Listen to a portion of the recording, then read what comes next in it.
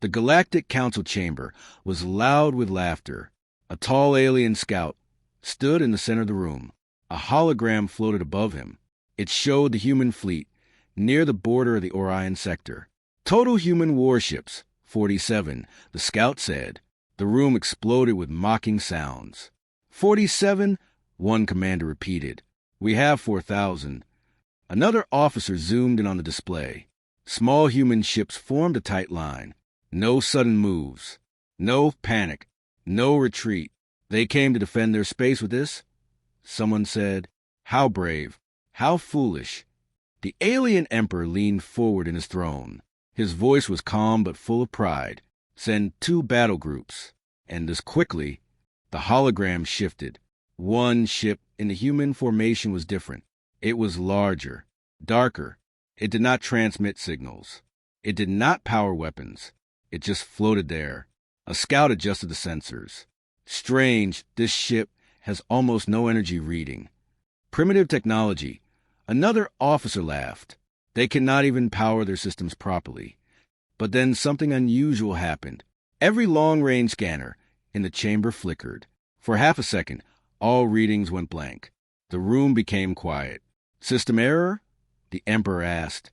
The technicians checked again. The human fleet was still there. 47 ships. But the strange large ship had slightly turned. Not toward the nearest alien fleet. Toward the command flagship. Slowly. Deliberately. No weapons charged. No engines flared. Just a silent movement. The alien emperor smiled again. Numbers win wars, he said confidently. But no one noticed that the large Terran warship had already finished scanning every ship in their empire's first attack line, and it had just locked onto them all. The alien attack fleets moved forward without fear. 2 full battle groups entered the human border. Thousands of engines burned bright blue across space. The order was simple. Surround, intimidate, destroy. A transmission was sent to the human fleet. This is your final warning. Power down your ships and prepare for surrender. Silence. No reply. The alien commanders smiled. They are afraid. The 47 human ships did not move. They did not change formation. They did not power weapons. Only that one large Terran warship remained still at the center. The alien admiral gave a new order. Send scout drones.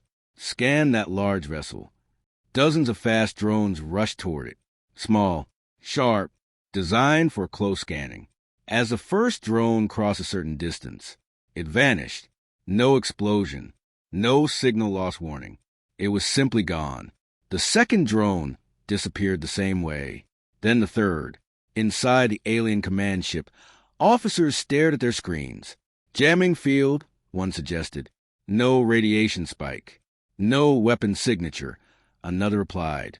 The large Terran ship had still not powered any visible systems. It looked dead, but space around it felt wrong. Gravitational readings began to shift, very slightly, very slowly. The alien admiral's voice became less confident. Prepare primary weapons. Fire warning shots. Hundreds of plasma beams shot across space toward the human formation. The smaller human ships did nothing. They did not dodge. They did not fire back.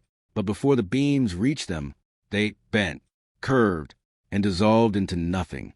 The alien bridge became silent. Then, for the first time, the large Terran warship transmitted a message. Only 2 words. Count again. The alien bridge went completely silent after the message. Count again. The admiral felt a small chill, but he refused to show fear. Recalculate human fleet numbers, he ordered. The scanners focused on the 47 ships. Confirmed, a technician said. Still 47.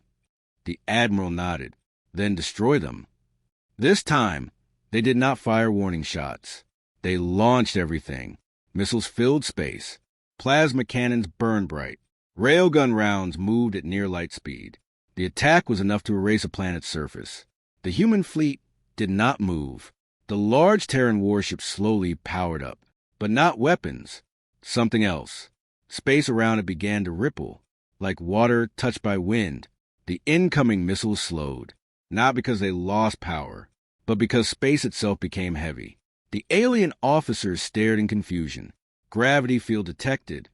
No, not gravity. Something stronger. The Terran Warship released a pulse. No sound, no flash, just a wave moving outward. Every missile froze mid-flight. Every plasma beam stopped glowing. Then they collapsed into dust. The alien fleet's front line drifted slightly backward, pushed by invisible force. Inside the Terran ship, human officers remained calm. Field stable, one said. Enemy targeting systems fully mapped, another replied.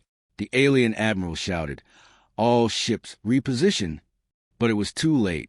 The Terran warship opened a narrow section along its side. A single weapon emerged. It did not glow. It did not charge loudly. It simply aligned. The alien flagship was locked. The weapon fired once. There was no explosion.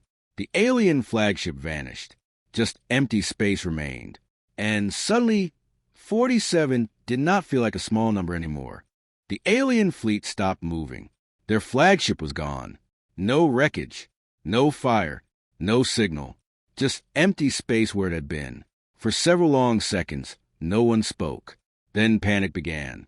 Confirm destruction. Scan for debris. Track energy source. But there was nothing to track. The Terran warship had already powered its weapon down. It floated there, silent and steady.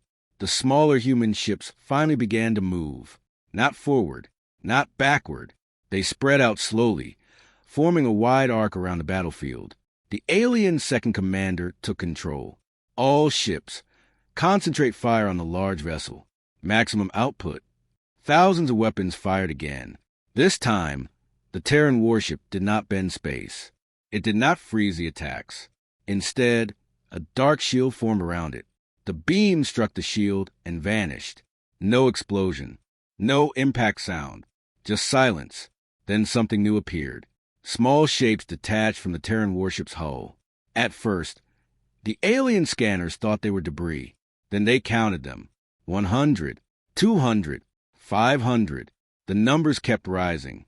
Fighter craft detected, a technician shouted.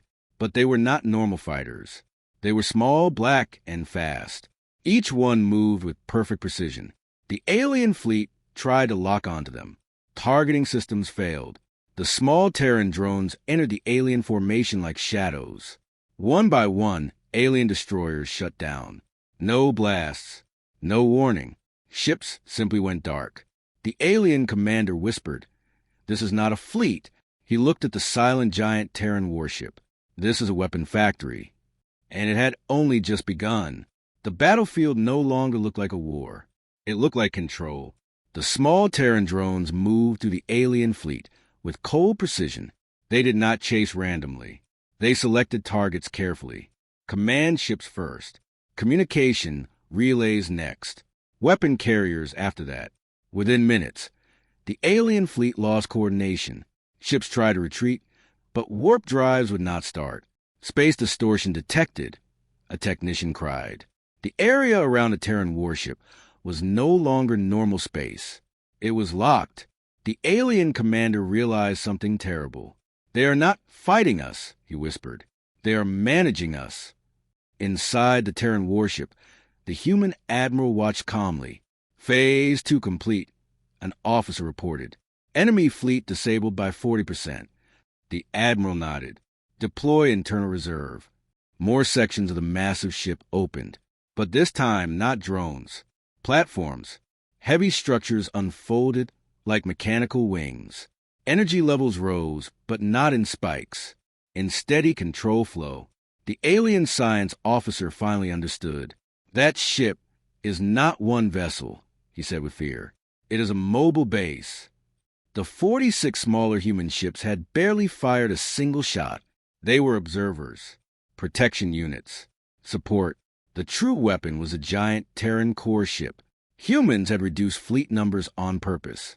Fewer ships, stronger ships, smarter design. The Terran admiral finally sent a transmission to the broken alien fleet. "You counted ships," he said calmly. "We counted capability." Around them, more alien ships went dark, and the galaxy began to understand the mistake it had made. The alien fleet was no longer attacking. It was surviving. More than half of their ships were dark and drifting. The rest were trapped inside the Terran distortion field. Engines struggled.